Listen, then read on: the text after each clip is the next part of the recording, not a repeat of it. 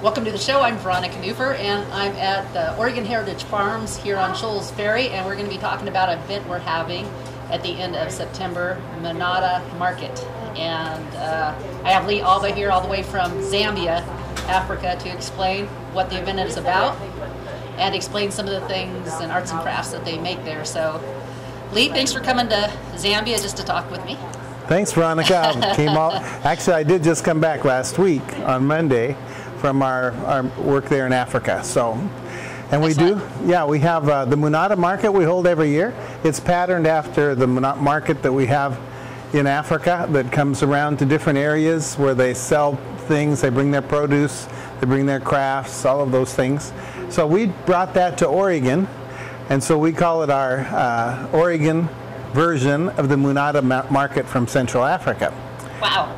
Is that common? Is that they have markets where people from, you know, the neighbors bring all their arts and crafts and foods? And it even is more than just arts and crafts. Many of them are food. They bring their food that they've grown.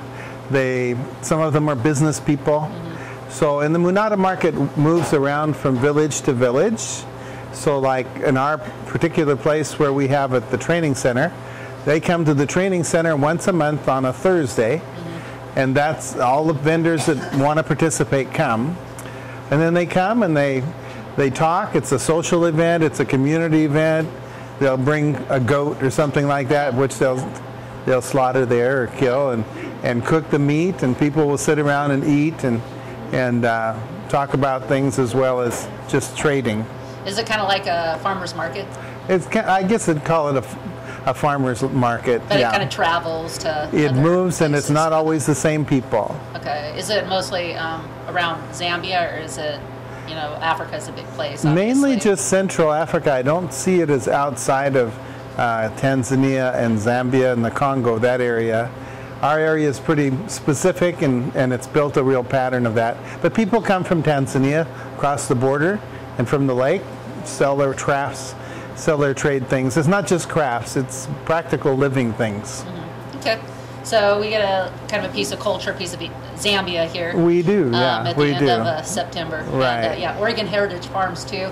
They have like apples, and I love apples. I started eating apples all the time. I want to throw in a little bit about apples. I seem to have a gluten intolerance, and after I maybe have had some gluten that I shouldn't have, I'll start eating apples, and then my body will go back to normal. So for people with gluten intolerance, there's a little tidbit that, man, apples are good for you.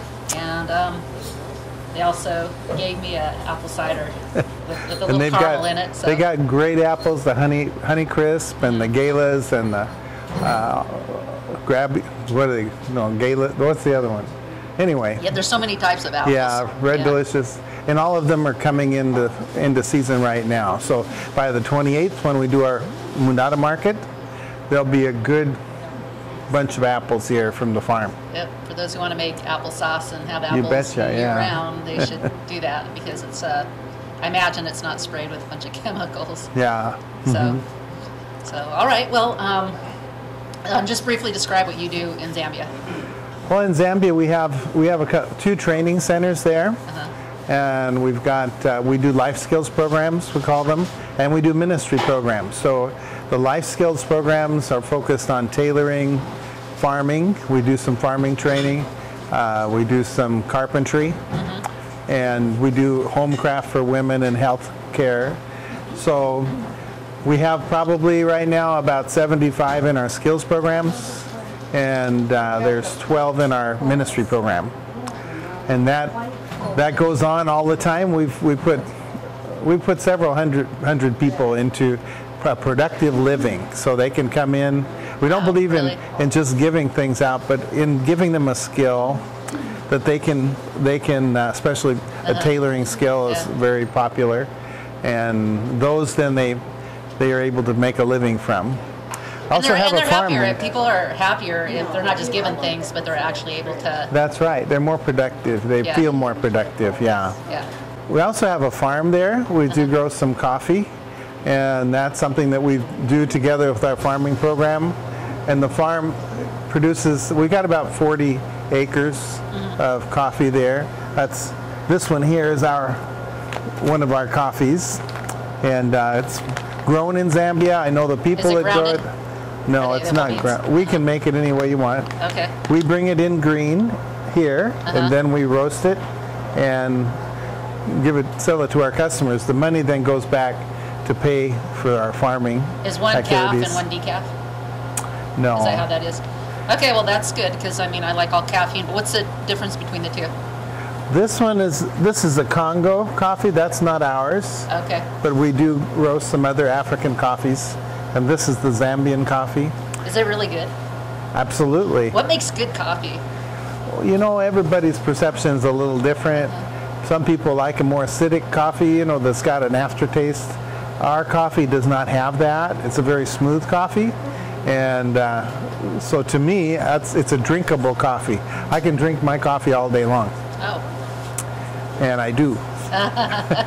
But there are coffees that are not. You can't really do that. So.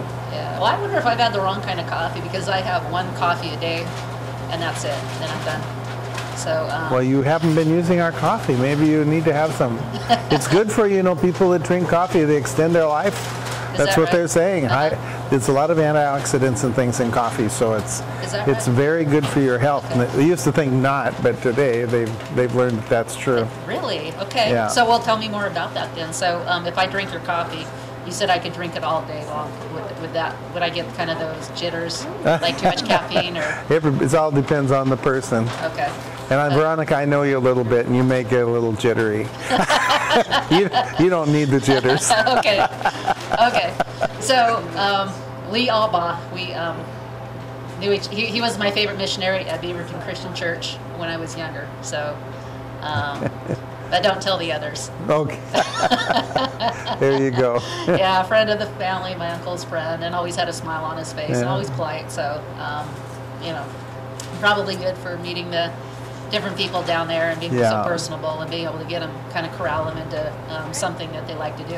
And how do they do that? How do you just say this is what we offer and they pick, or do they kind of come up with their own thing and you help kind of market it? You're talking about what now? In Zambia, you know, Zambia? you said you have what do you call it, a program, some kind of program that helps them be able to be self-employed and make their money. But that's all local stuff there. So when they can make a dress or something, for instance, you know, they can make a dress like this one, and they will take that and they'll sell it maybe in the Munada Market.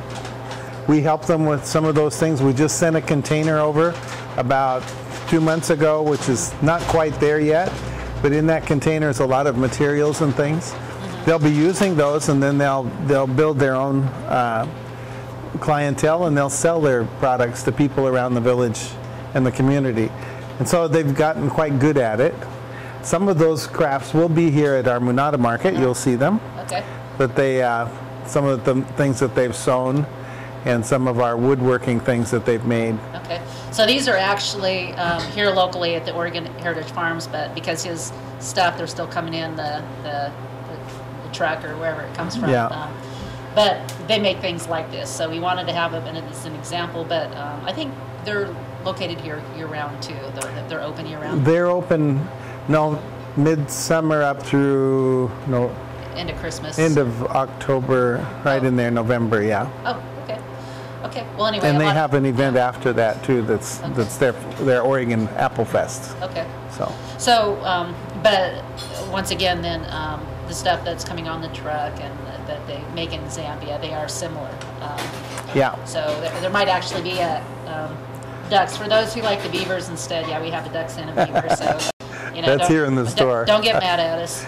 But we also have some other vendors. They have vendors here for the Oregon Heritage Farms store, and those vendors are always here.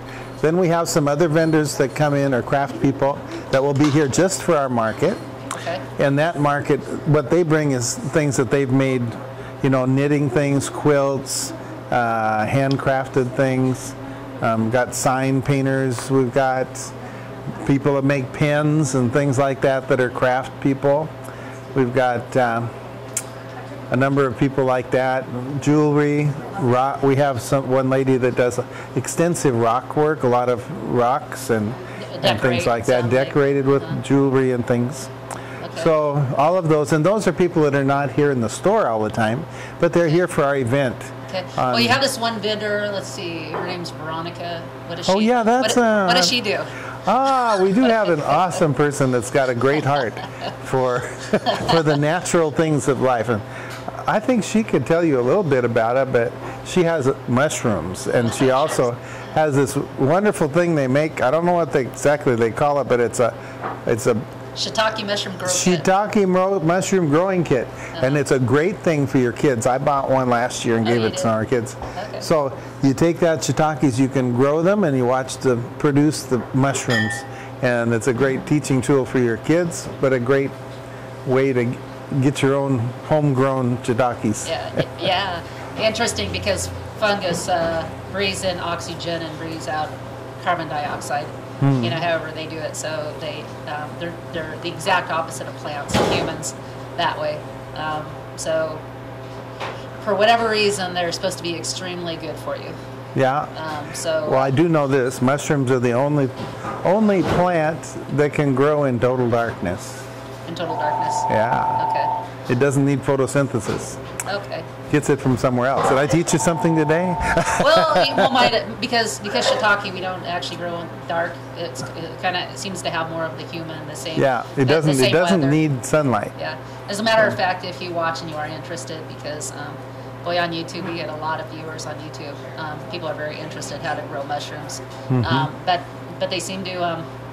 We have these blocks that we grow, that we make. Let's put it this way: we start with sawdust, water, wheat bran, and millet, and anyway, we mix it all together, and then it goes in the retort, and you burn out all anything bad that might be in that block. Because when you grow the fungus, good and bad will grow. You create a perfect environment for fungus to grow, but you want the right kind of fungus to grow. So then we put in our spawn, and the spawn is what makes it shiitake, and we have maitake too, so it makes it either shiitake or maitake. And then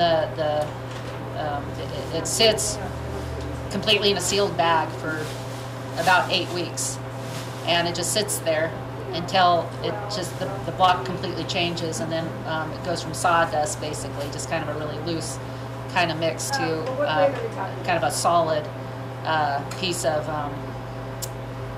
kind of soil kind of thing. It's real solid. And anyway, then you pull it out of the bag, and then you water it and spray, and you got to create an environment for it. Well, that environment is pretty much what you would have at your house, about 70 degrees during the daytime, at nighttime more like down to 65, and it takes a couple weeks to grow, and then you can let it rest, and then you can redo it. So that's awesome. I'm gonna show a video, and people can see how it works.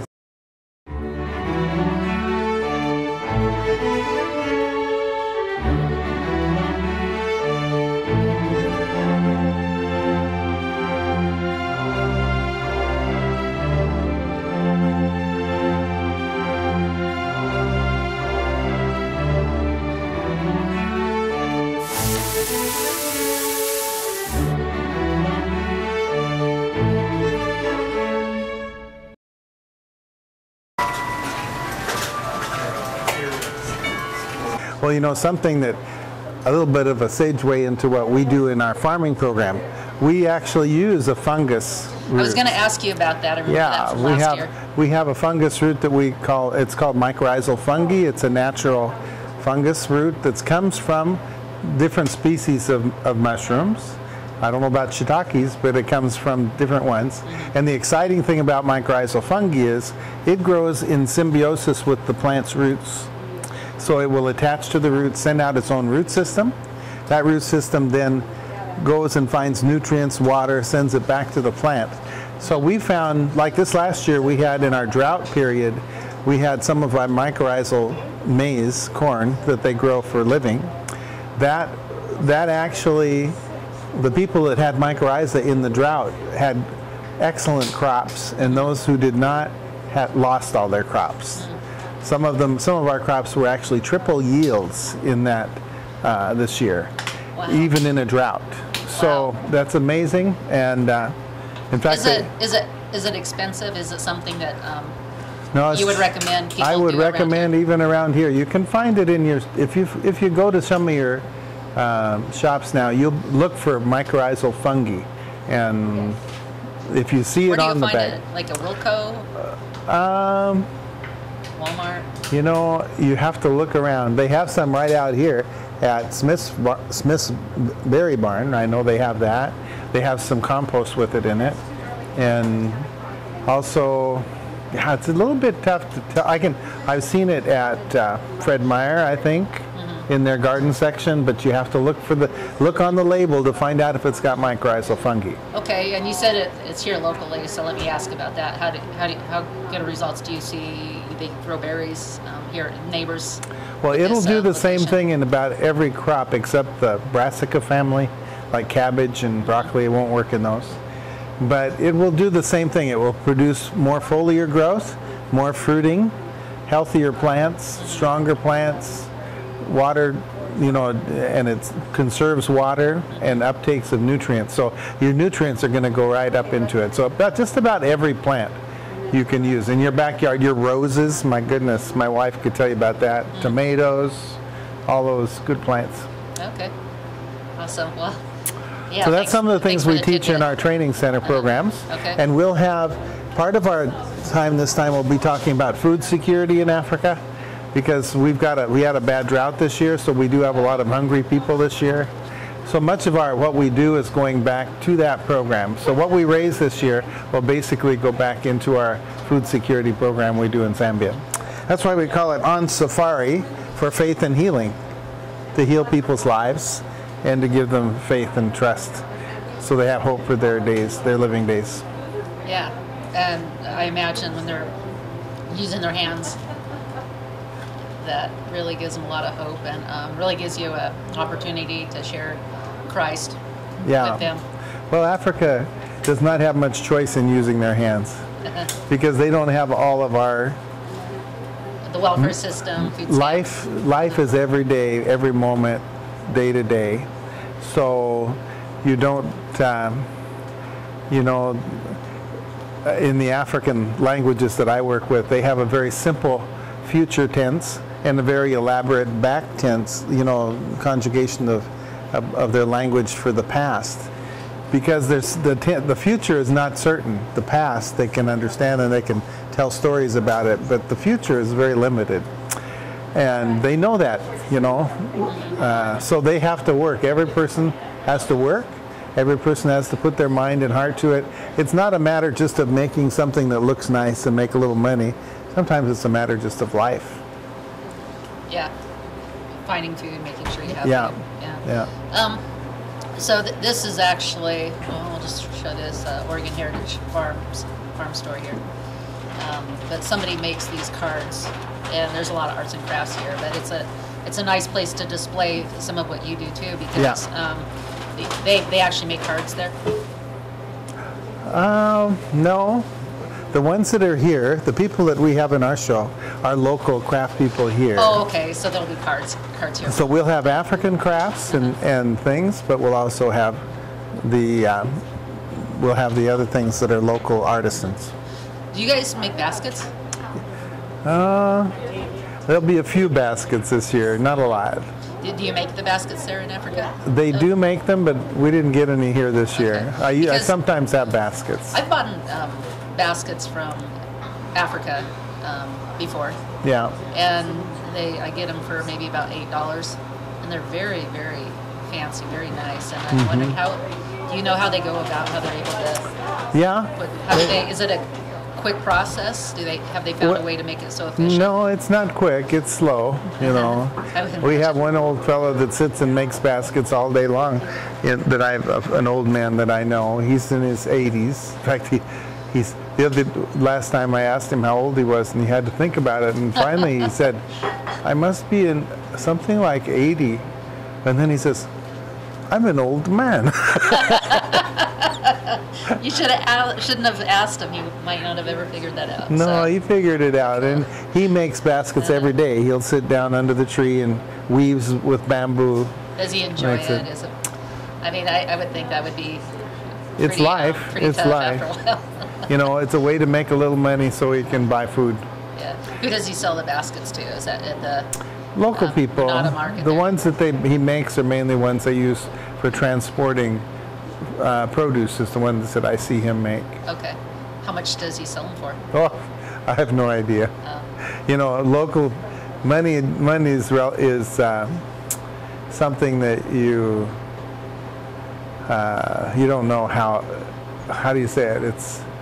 It has to do with who you are and where you are at the time, whether it has relevance. You know, maybe it's only to get some food in Africa. He might, you know, a typical wage earner in Zambia makes $1 a day. Yeah. It's $30 a month. Yeah. You know, that's about what they make. I imagine they don't have the rent, the housing, the taxes, the car insurance, and all that American-made. Not in the village, but in the more middle scale Africans has all of those things. Really, they still have to pay car insurance. Let's say there. Oh yeah. Really? Oh yeah. You don't drive a car without vehicle insurance. You don't. You know. You don't. If you've got a car, you got to have all the licensing. You got to have all the taxes paid. And now we've been real good in America. About 8 years ago, we sent a bunch of tax people over there and taught them how to do a revenue tax. So now, unfortunately, they've got revenuers running around everywhere and trying to get tax money to pay for government programs, which is too bad because the people that are poor suffer quite a bit in that situation. Yeah. You know, every now and then I think about, you know, if it ever gets to be too much, I'm going to move somewhere where they just leave you alone. You don't have to pay your taxes. And, good luck, you know, Veronica. Antarctica may be a good place. I don't know. Yeah. Set up a hut and go fishing or something. Yeah. Okay. Well, there's got to be a tax on that fish. Anyway, anything else you want to share? Well, just that we sure like to have you come out to the Munada Market on the 28th. It starts on Friday. Friday, Saturday, so Friday the 28th of September through October 1st. Saturday we'll have some local artists playing on the stage here. We've got kids activities, got my grandkids work a lot for that, and we have others that come together and do some kids activities. It's a whole family event. We have Saturday and Sunday, we have pulled pork sandwiches with roasted corn and a great meal for a very reasonable price. You can feed the whole family, and it's the best pulled pork you're going to find anywhere. We do a lot of work in getting that all together. And so there's kids activities at the farm, got tractor rides to go around, got games to play, and then our artisans are around here. I'll be here to sit and have a cup of coffee with you. All right. So if you want to, if you don't, that's okay. But come out, join the safari for Faith and Healing, and we'd love to have you here for the Munada. Okay. Thank you.